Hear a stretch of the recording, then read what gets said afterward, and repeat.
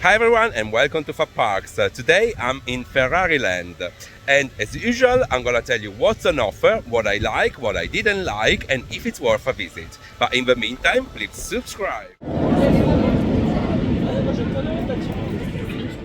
On offer there is the tallest and fastest roller coaster in Europe, Red Force. What I liked, Red Force. What I didn't like is that there is only Red Force.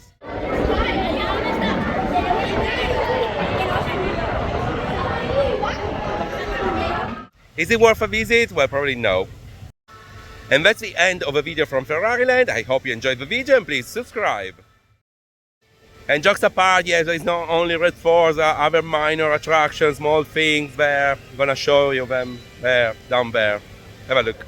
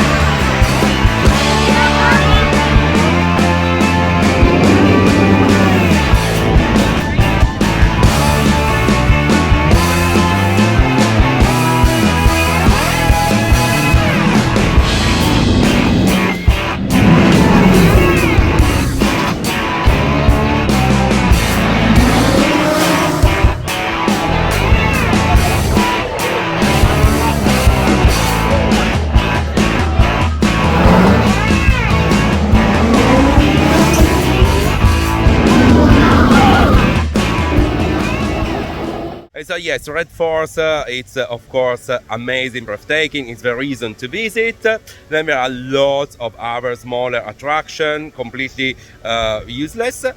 Also worth noticing, there is a massive gap in terms of intensity in between Red Force, which is extreme, and all the others which are kind of super baby attractions.